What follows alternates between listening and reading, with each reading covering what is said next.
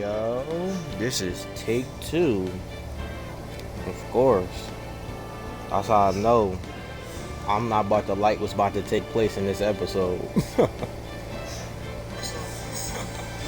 Alright, the audio sound cool. So Steph PG3 here, and I have arrived back in the Ace Attorney trilogy. I'm low-key about to check it again, even though I just checked it to really make sure. Let me see, is we really good? Alright, we're really good. Alright, so nothing else need to be said. Oh, I gotta mute my TV. Holy. Also, if y'all hear a noise in the background that's too loud, my fault. I can't really turn that off. So, yeah. TV muted. What in the world? Girl, how did I get into this mess? Is he having a nightmare? That's far enough. You can't run forever. Mr. Phoenix, Wright? Bro. Man, what have I done wrong? I cannot allow you to go on like this. But I'm just a simple defense attorney. Silence! You are no longer worthy of your title.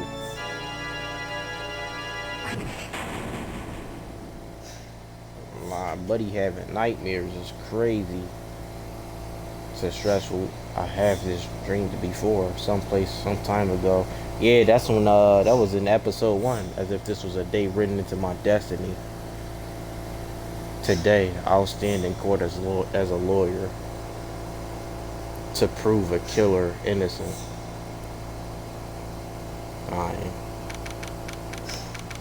March 23rd, 9:43 a.m. District Court, Defendant Lobby number 3. Alright, y'all. Buckle up. It's time. It's about to be a rough ride. Hey.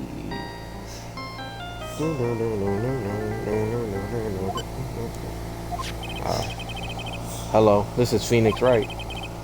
You don't look so well, dude. You're gonna prove me not guilty today, right? Bro, why is he acting like we just didn't have that whole conversation in the detention center, bro?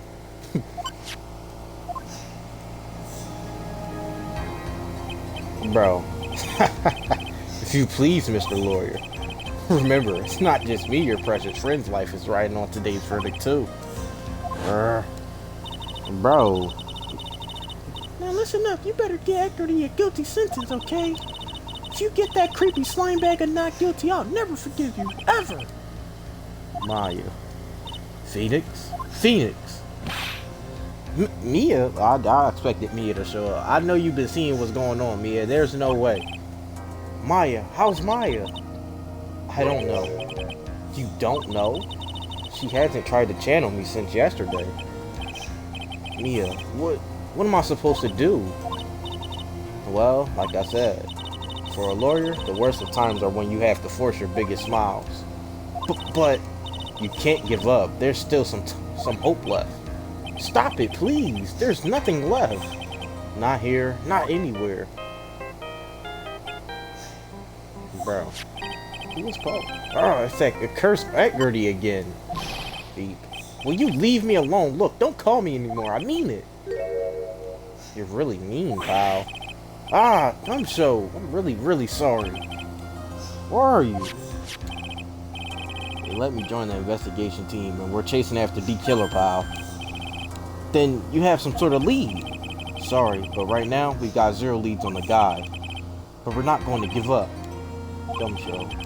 Until the trial's over, until the verdict is handed down, we're going to do everything we can to find the killer. If we can get Maya out, then you can get Edgardy that guilty verdict he deserves, pal. That's true. I could do that if they found Maya first. You got that? So you have to do whatever you can to make the trial last longer. I have to make the trial last longer. If you go at Mr. Edgeworth with everything you've got, then you two can draw it out. Oh, now I get it. I mean, I feel like in this situation, Edgeworth is not really going to try too hard. I feel like he's not going to try that hard, bro.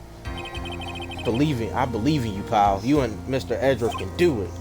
So, believe in us. We're going to get it all. We're going to give it all we got, just like you. Got it. Thanks, Gumshoe.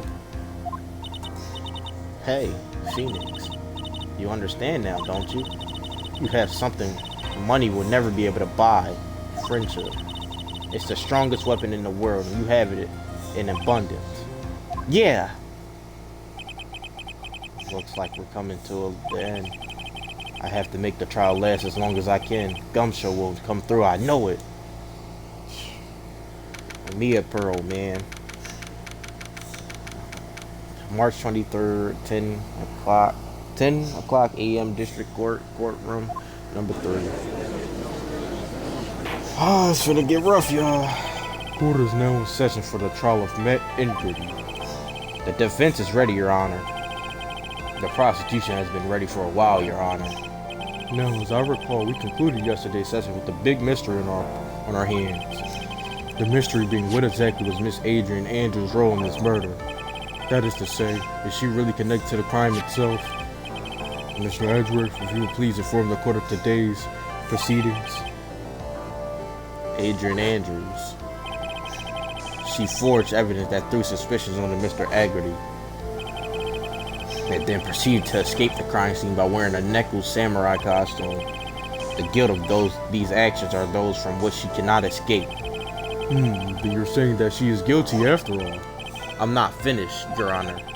Miss Andrews has nothing to do with committing the actual murder. I would like to direct the court's attention to this card. What is that? It looks like a shell. This is the calling card of a certain assassin. Assassin, you say? Yes. Juan Corda was killed by a professional assassin. And the person who hired the assassin, his client, so to speak, is Matt Ingrid. What a surprising turn of events. I would think it's become commonplace by now, Your Honor. I know what's going on this time, so I know that everything Edgeworth has said is true. But we still have to hold out as long as we can, at least until Maya's safe and sound. I wonder how the trial would turn out today. Now then, please call your first witness, Mr. Edgeworth. The prosecutor calls the defendant's mentor, Mr. Will Powers, to the stand. I forgot, Powers did say he was going to be on the stand today. Now then, witness, your name and occupation, please. Okay. I'm, Will Powers. I'm a poor, underpaid action star. What is your relation to the defendant? Well, I guess I'm sort of a lousy mentor to him in a way, yeah? Oh, Mr. Powers, please, you don't need to put yourself down so much. Oh, sorry, well, but I'm just kind of a nothing sort of guy. On the night of the murder, you visited the defendant's room. Is this correct? Yes. I didn't know that. But you know, I didn't actually get to see Matt when I went. All you need to do is answer what you're asked. Now then, I would like you to please testify about when you went to Mr. Aggerty's room. Okay, sure. I feel like if I was to give Will Powers a voice at this point, I feel like his voice is not deep or scary at all. I feel like he's somebody that looks scary, but he's not, like, scary. He has, like, the weirdest voice that don't match how he looks. After the award ceremony, I went by myself to Matt's room. Matt was standing there in front of his room, still in his Neko samurai costume. He was talking with someone. At first, I thought it was the bellboy. That's D Killer, bro. I watched the two of them for a while, but then I gave up and went back. I had guests with me that night, and I couldn't make them wait for me.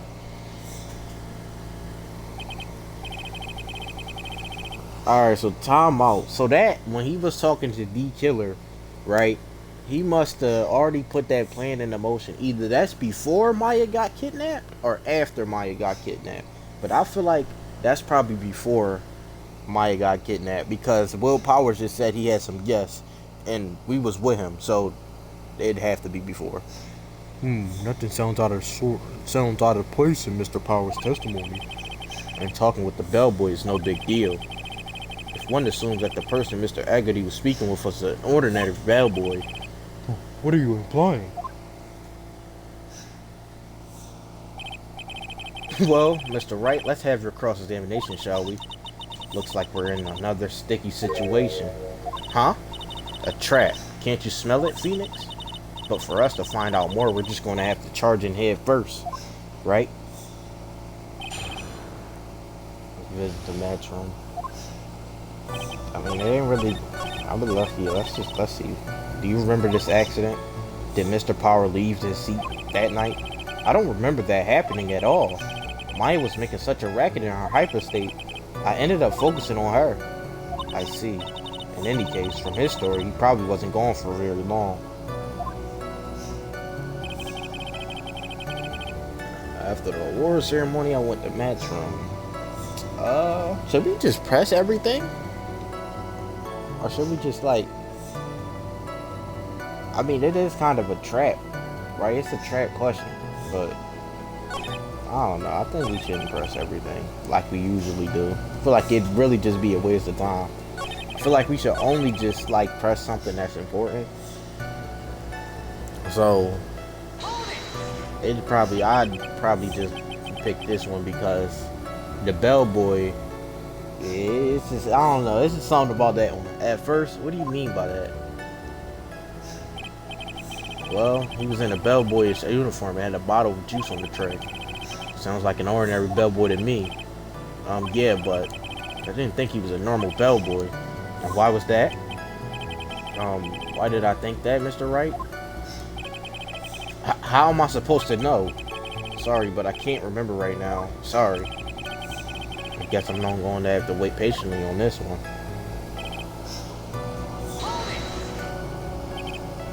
You saw the two of them, the bellboy and the defendant, together, correct? Yeah, the bellboy just wanted to say congrats.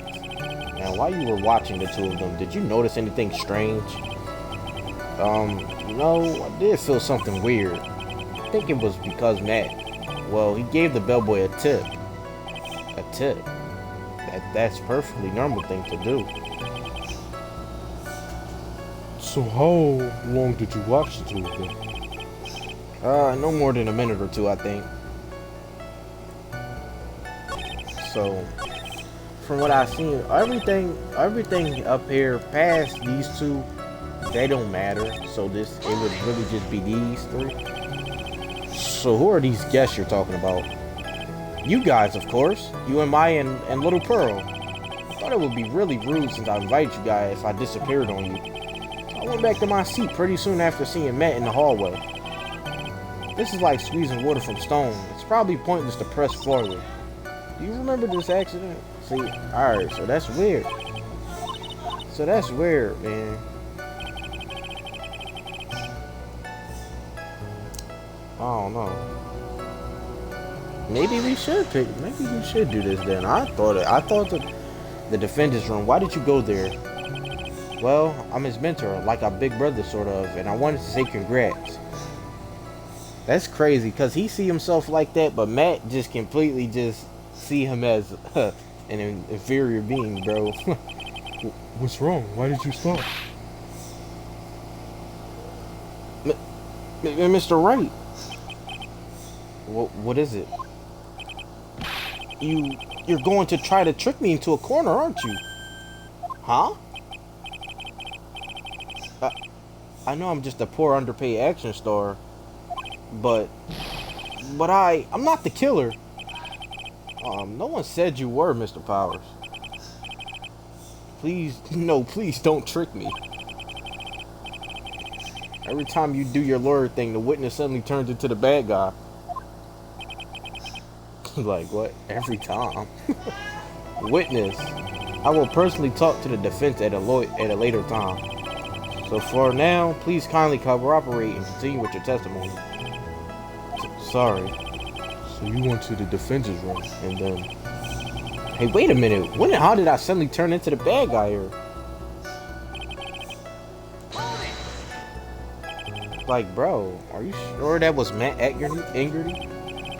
Yeah, I'm sure. He wasn't wearing the Nickel Samurai mask then. If that's the case, then he really can't be mistaken.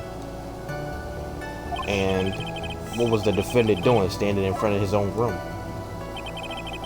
I don't know, bro. What? I'm confused now. Like, I don't know what to do. I don't really see, like, you don't need to present evidence here. I don't think so. I'm kind of just lost here. I guess I can, like, do this one again.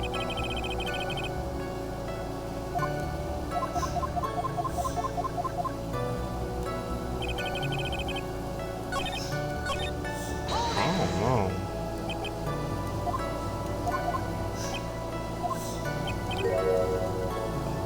Wait, is that new? Hey, wait a second. Actually, Mr. Powers, only a few minutes ago you stated, I did feel something weird. I think it was because Matt, well, he gave the bellboy a tip. Could it be that you felt something strange about the tip-giving incident itself? Ah, yeah, that's it. You really know your job. Mr. Andrew? Yes, Your Honor. This bellboy, he wasn't an ordinary one, was he? Perhaps we should let the witness tell us. Very well. Mr. Powers, please amend your testimony. You mean about the bellboy, right? Matt gave the bellboy a tip. I watched the two of them for a while, but then I gave up and went back. I had guests with me now. I can't make it. Okay.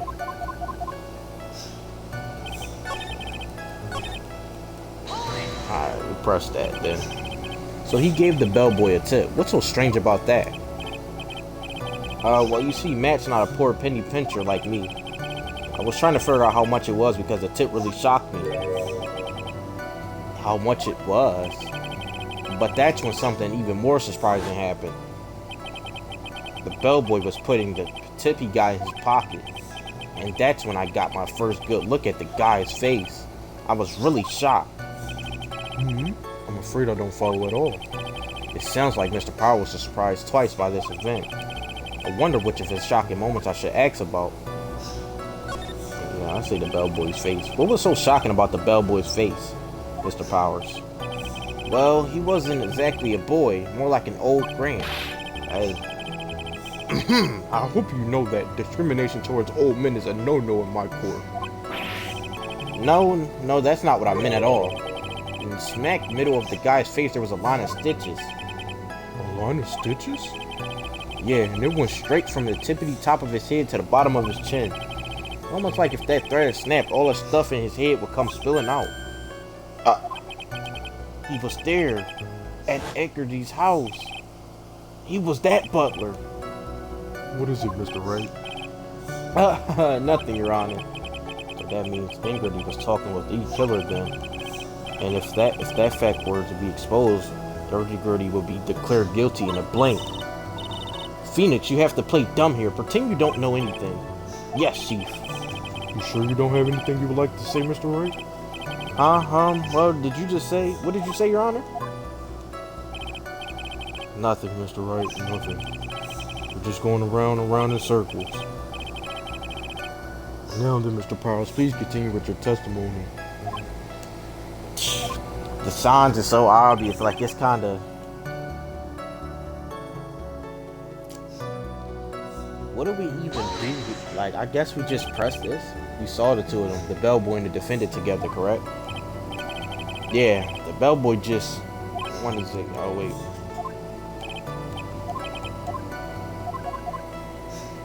Wait, that's really it, though. Like, I don't... That's it.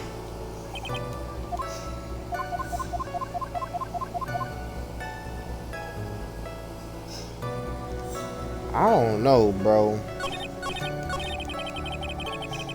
I guess the only logical answer would be to do this again, but pick the other option.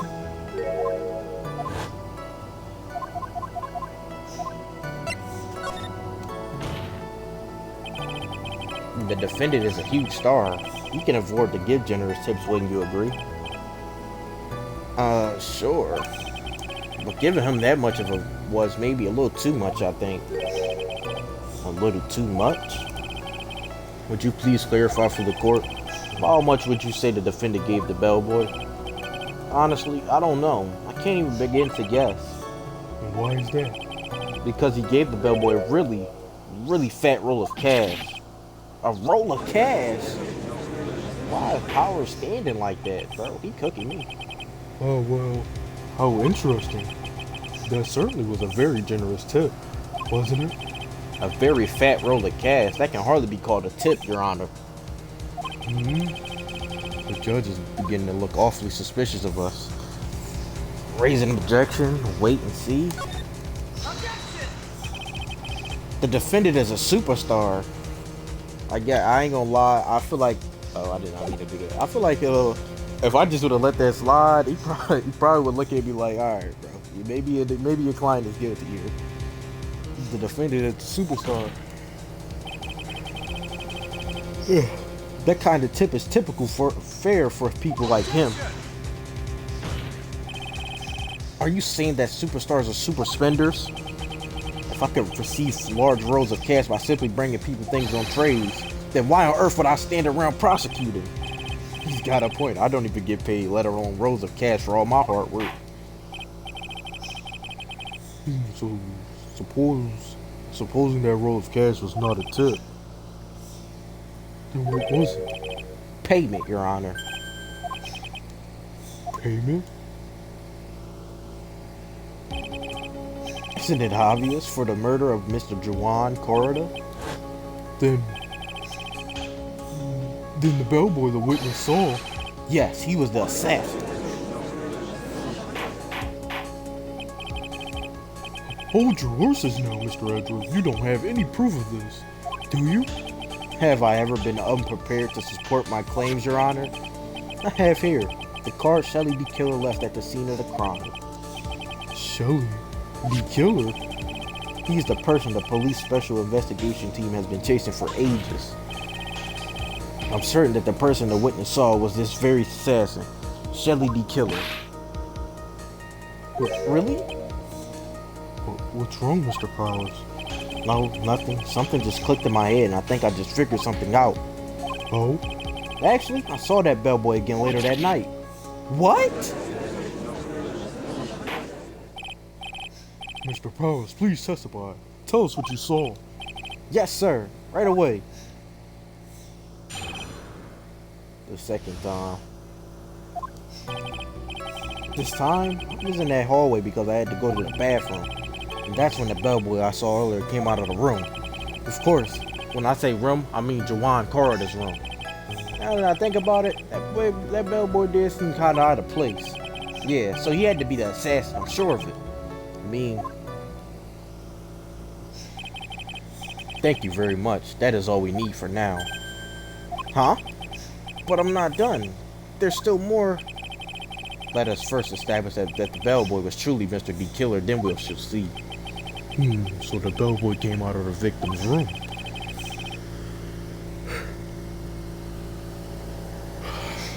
And if that bellboy really was the assassin, then I think the answer is fairly obvious. That would be correct, Your Honor. Well, Mr. Wright, I believe it's your turn to entertain and make us laugh. This is no laughing matter. Listen, Mia, I don't know what you want me to do, Mia. I'm trying to stall as much as I can. Like, there's really, like, the answer is obvious, bro. Like, this man is guilty. We know he's guilty. Like don't be treating me like that, Mia. In any case, if that bellboy was the assassin, it would be very bad for us. But he really is the assassin, you know? Yes, but you can't give in yet if you want to prolong this trial for as long as possible. You're going to have to pull some cheap tricks on this one. It's really going up against my job here, bro. Oh, wait, I did not mean it that bad. And what time was it? Well, I don't remember. The Aurora ceremony ended around 8 p.m., right? And I went to match room pretty soon after that. And then I came back. And then I went to the bathroom. So I guess maybe it was around 8:10 by that time. You're not one for details, are you, Mr. Powers? Sorry. I thought I could maybe catch Matt and say my congrats. Are you sure it was the same bellboy? Yeah. And how could you tell? All the bellboys wear the same uniform after all. But, you see, well, he had those stitches in his face. So I'm sure it's the same guy that was talking with Matt. So which room did the bellboy come out of? Of course, when I say room, I don't know why I started reading that. The victim's room, huh? Yeah, the one with all the really pretty flowers and teddy bears. It was Jawan's room, alright. Words cannot describe how screwed I am. Let's continue with the testimony, shall we? So what exactly was so out of place about him? Right. Why the insped grin? Maybe because I have no idea what damaging things he's going to say next. Well, bellboy was empty-handed. The bellboy was empty-handed. Empty-handed? That bellboy was one of those room service people, right? But he wasn't pushing a cart and he wasn't holding a tray either. You'd call that a little strange too, wouldn't you? I agree, that is a bit strange, Mr. Powers. But it is. Bro, I keep yawning, bro. This is one of them days I'm just going to yawn for the entire video, bro. But it is really unusual. But it is really that unusual? But is it really that unusual for a bellboy to be empty-handed? What should I do? Should I let Mr. Powers' testimony slide or...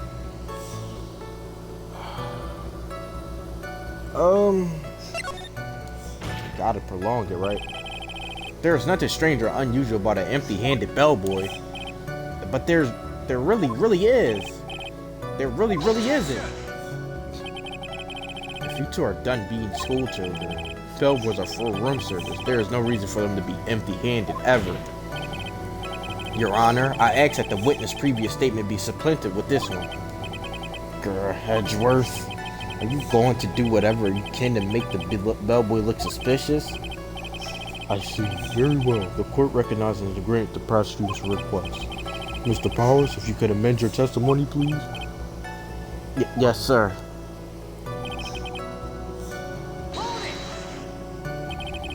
So you're saying that it's suspicious for him to be empty-handed? Yeah, really suspicious. I mean, when I first saw that bellboy,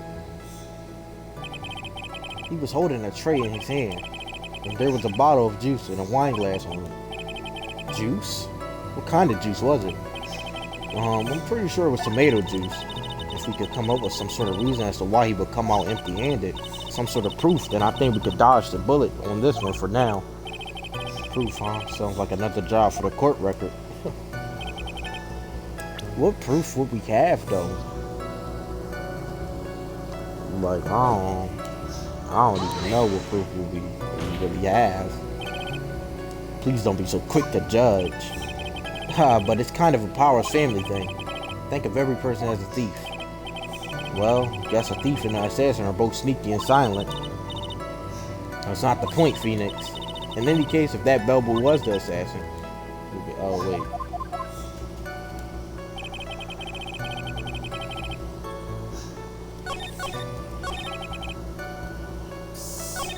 But then again, like...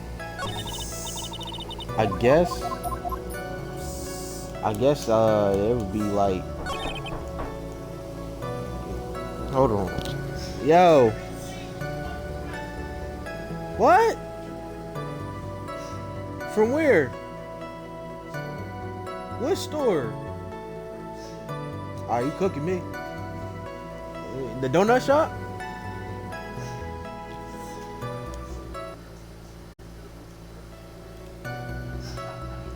Like, where we getting breakfast from? Like, y'all cooking me, bro. My fault, y'all. They cooking me, bro. What, bro? Where we getting food from? like a Poppy store. Give me a turkey, bacon, egg, and cheese. Now, why you say it like that? Like, now you're making me second guess myself, bro. I don't know if it's gonna be good now. Can I just get a cheesesteak then? No. A platter. I said a chicken cheesesteak platter.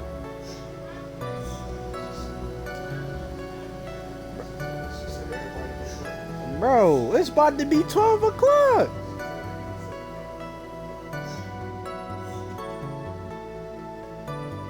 Bro. Wow.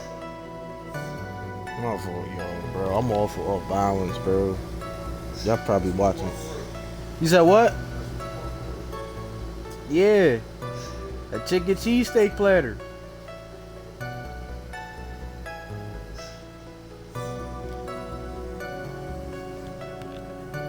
Alright. I think I'm back, y'all. Alright. I just in the midst of all that, he had a tray with the wine glass. So for him to come out empty-handed, right? It's obvious because he left the wine glass in the room. Yeah. Mr. Powers? Yes? You're easily influenced by other people's words, aren't you?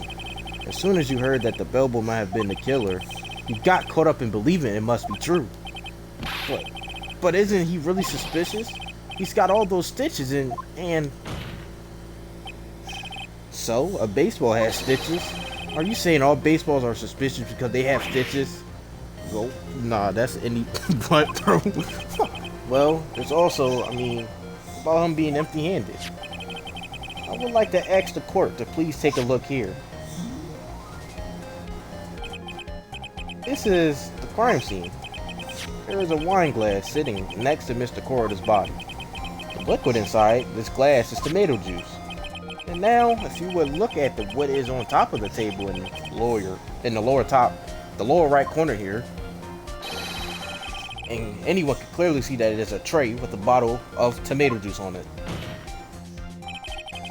The bellboy had just brought this to Mr. Corrida's room. He left the tray in the room, which is why he was empty-handed when he left. But that would mean the bellboy had seen and left a dead body in the room. But can you prove that Mr. Corrida was already dead at that time? Mr. Edgeworth? Yes. I blame you for leading me down this road.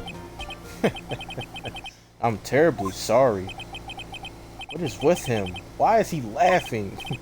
Witness, isn't there one more thing you would like to share with us? Is there?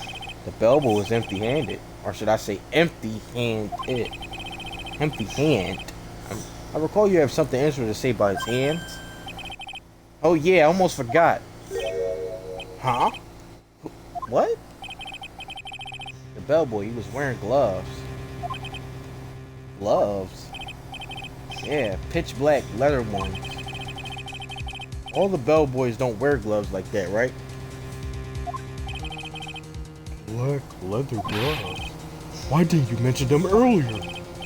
Sorry, it slipped my mind. Boy, does this make a bellboy look really suspicious. Alright, got to focus. Can't get lax here. So what if he had gloves? A lot of bellboys wear gloves. Come on, Mr. Wright. That bellboy was wearing black leather ones. So, a football is made of leather. Are you saying all footballs are suspicious because they are made of leather? Oh. But that man, he received a large roll of cash from the defendant. And then he was seen leaving the crime scene wearing black leather gloves. I don't think that even someone like myself can believe it's just another bellboy. It seems that we have finally come to an understanding. Now then, witness, please continue with the rest of your testimony. The rest? Oh yes, please tell us more. Okay. Their second meeting. After leaving Juwan's room, the bellboy went and knocked on Matt's door, just like that. He gave something to the person inside the room. And the old guy just left without even going into the room. After that, I went to the bathroom and then back to my seat. So the bellboy, after leaving the crime scene, next went to the defendant's room. Yeah, kinda saw that by accident. Some accident, I say you saw too much. And all of this was suspicious to high heaven. I think it's safe to say we can no longer consider this bellboy to be normal. Now then, let's get started, shall we, Mr. Wright? Your cross-examination, please. Yes, Your Honor. Oh my lord, bro. This is a struggle.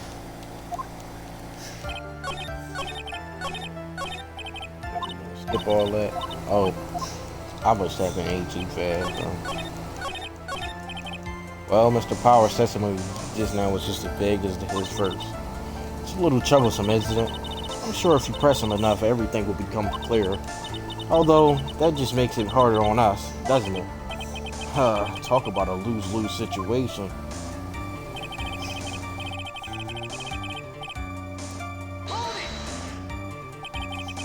Is that what you saw while you were busy spying? Excuse me? I may be a poor underpaid action star, but even I wouldn't stoop to spy. Well, I think the point is, where did you watch all this from, Mr. Powers? Oh, from the door of the bathroom with my left eye in this sort of sneaky spy light. I knew he was spying. Please don't really matter, please. Does it really matter if he was doing it over or underhandedly? What did the bellboy do next? That's all I care to know.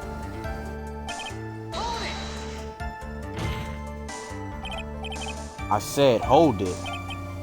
Okay. That's better.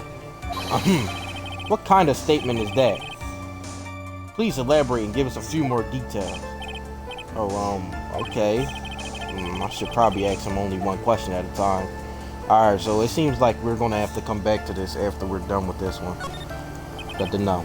So who took this something the bellboy handed off? Actually, I don't know. What do you mean? I'm sorry, but I only saw the person's arm. Only an arm? And you're saying you didn't see this person's face? Yeah, well, it was Mr. Eggerty's room, correct? It could have only been Mr. Eggerty himself, I'd say. And then what did the bellboy do after that?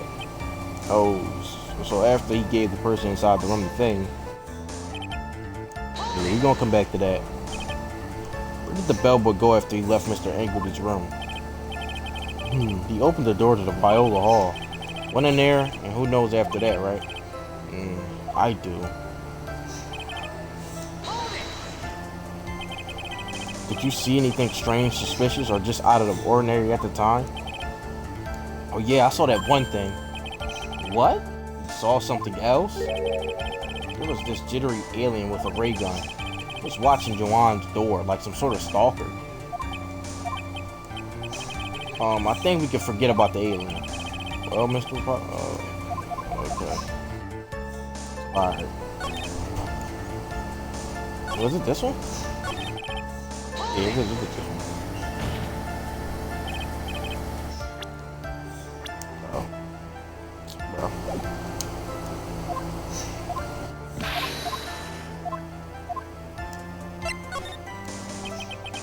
He gave something to the person. Yeah. And what was this something? If I remember what it was, I wouldn't be calling it as something.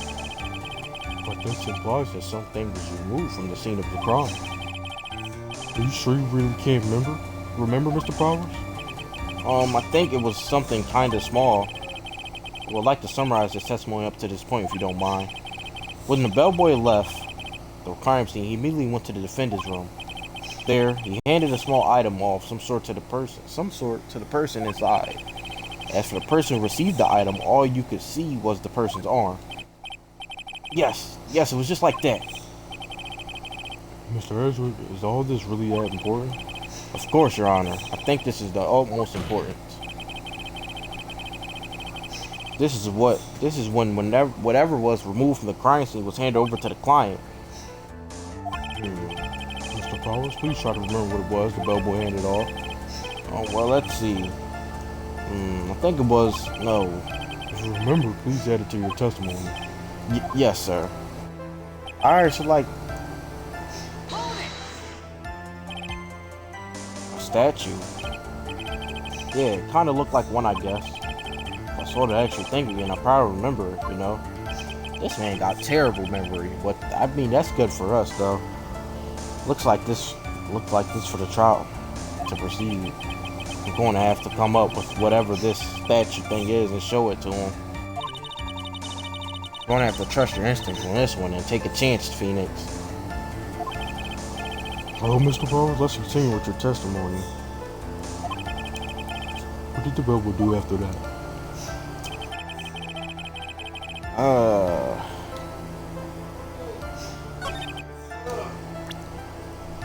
Bro. It wouldn't. Bro, it would have to be, like, the only wooden thing here would be, like, the guitar, right? I swear it would, but, like, nah, that's a part of the crime scene, so he couldn't have given him that. It would have to be this thing. It's just the only thing else that would be up there that's, like, a wooden thing, so it have to be this, right? What was the point of that pregnant pause? Where did that objection come from? Well, speak up. It was me, Your Honor. What is it, Phoenix? I have a feeling that something bad is going to happen once I show this. Mr. Wright, if you have something to say, please spit it out. Yes, Your Honor. Okay, Phoenix, deep breath. Mr. Powers, the something you saw, was it this item? Oh, hey, that's it. That's just something. Wow, Mr. Wright, you really figured it out. I recall we found this at Eggerty's mansion. At the defendant's house? What does this mean? It's simple, Your Honor. Shelley the killer assassinated Juan Corridas in his room. And then he stole this wooden bear from the scene of the crime. And the bear found at Mr. Eggerty's mansion would mean... It goes without saying, Your Honor.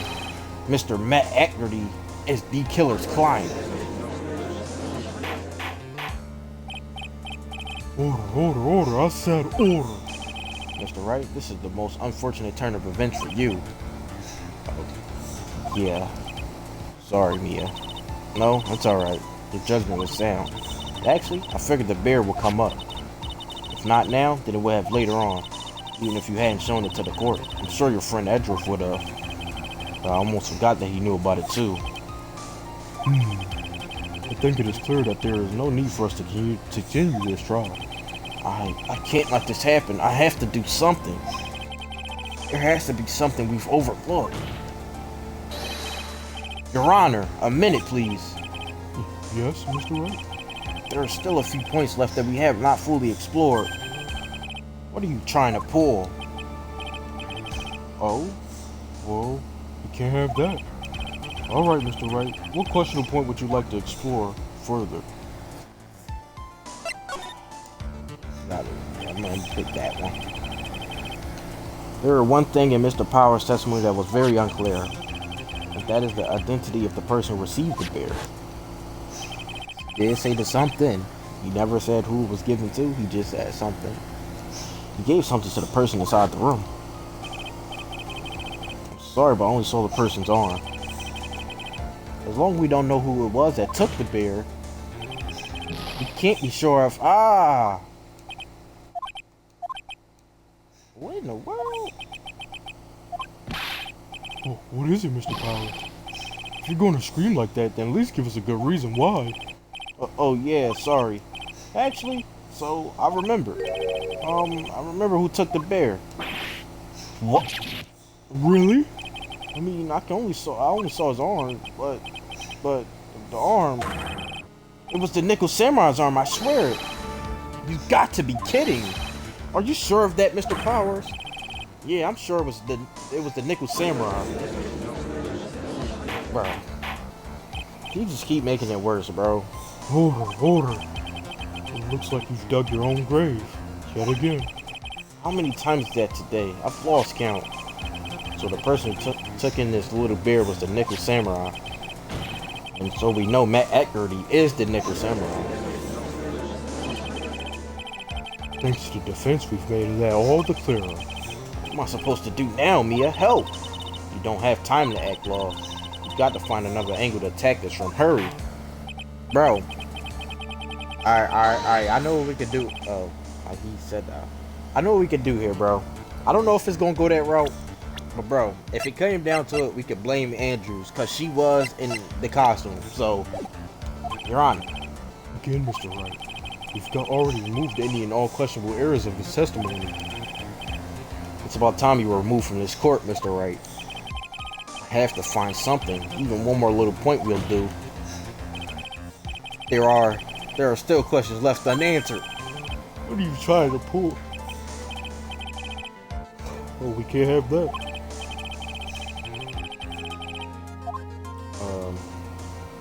Powers testimony? We already just did who received the beer. We gonna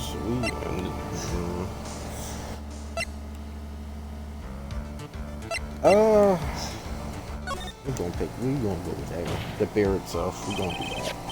I think it's fairly obvious that the bear itself is very questionable. The bear, Mr. Wright? This was found at Mr. Eggerty's mansion. However, Mr. Eggerty was arrested at the hotel that night, which means that since the murder occurred, he has not had a chance to go home. Oh. I think Your Honor has already figured out what I'm trying to say. It is not possible that it was Mr. Eggerty who took this bear to his mansion.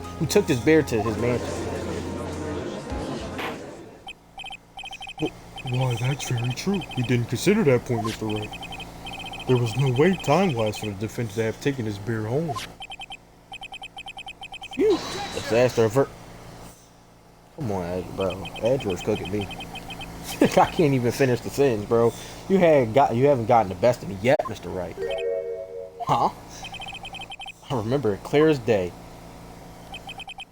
I remember what you muttered to yourself at Eggerty's mansion. You have this area completely surrounded. There is no way for him to escape. I can't believe it. That butler, all this time, he was the killer. The killer and Eggerty was working together, so to speak. And the killer was hiding at Eggerty's mansion as its butler. What a bold move. The bear figurine was brought back to Eggerty's mansion by the killer himself. Bro. He just not making this easy, bro. Like, how long am I gonna have to stall before they find Maya, bro? Like, this just really seemed like a lose situation here, bro. I don't really see us winning here. I don't know how long we're gonna be able to draw this out, bro. When it looked like he was about to be arrested, Eggerty had him do so. I assumed because it would have been bad had the police found it during their investigation.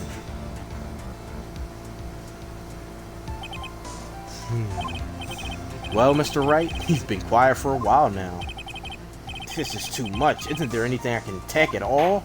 I was like, bro, Buddy is a lockdown defender. Every time we try to change the angle and try to avert something, here he go, bringing up something. I think we've heard enough. You know why this bear figurine was at the defendant's mansion? Well, who was that received the bear from the assassins in his room? Everything has become very clear.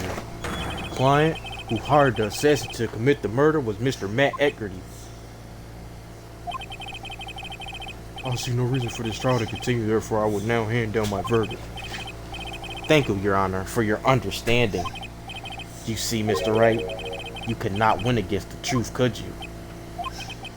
I knew it would turn out this way. After all, what Edgeworth has stated is the truth. Any last objections, Mr. Wright? What do I do? What should I do? We gotta raise an objection, bro. Like, we can't hear the verdict. We're gonna lose, bro.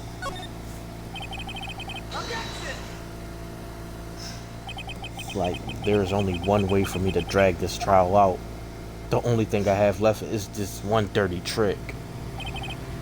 Your Honor, right now, you have these two reasons to believe my client is the assassin's client. Reason number one, he's accepted the bear figurine from the assassin. Reason number two, that very same figurine was found at Eggerty's mansion. However, it's possible this is all the work of a certain other person. What are you saying? What am I saying? It's possible a different person is the killer's real client. real kind. Yes. Is this all you have? No, dear Mr. Wright, let's hear your theory. Who do you say is D Killer's real client and therefore the real murderer? Obviously. Adrian Andrews? Yes, we already know that she tried to frame Matt Egerty for the crime by wearing a spare nickel samurai costume. See, what I just said a couple minutes ago, I knew if it went down this route, I knew who we was blaming. Then the nickel samurai arms that I saw, that could very well have been Miss Andrews. But what about Mr. Egerty? If you would please recall yesterday's testimony,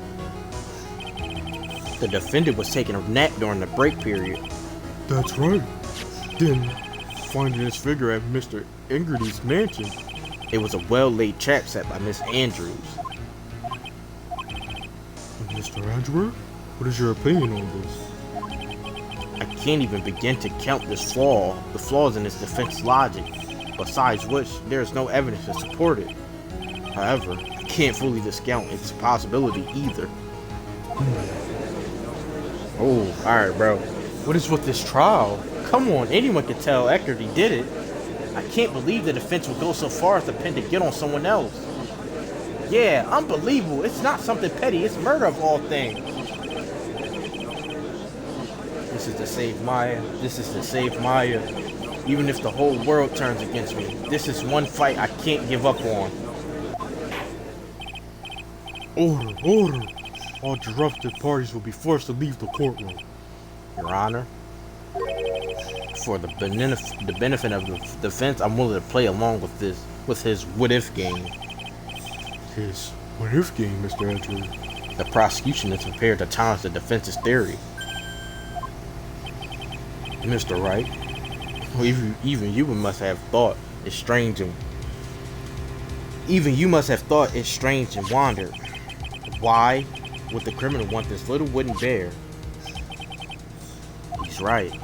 The killer did especially bring this bear to Egerty's right away. Why do you ask? Is there something special about it? Absolutely. And I'm sure that once the court knows the significance, the true killer's identity will become crystal clear. Your Honor, the prosecution calls upon a witness who will clear all the doubts against Miss Andrews. And who would that be? It's quite simple, Your Honor. Miss Adrian Andrews herself. This can't get any worse. I see. Well then, the court will take a short 10-minute recess. The prosecution will prepare its witness in that time. Yes, Your Honor. Alright, bro. While this recess is happening, I'm going to end the video here. Because then it's going to be an hour long, and I don't know how long of an hour it's going to be. So I'm going to end the video here. I normally don't do this, but I'm going to do it today. Besides, I feel like I'm still a little tired, and I'm not putting as much energy into this as I usually would. And maybe that's why I've been yawning this whole time. But like, share, subscribe if you're new, turn post notifications on, and I'm out, y'all. I might take a nap, and then when I wake up, I might get back on here and record the rest of this. I don't know. We'll see though.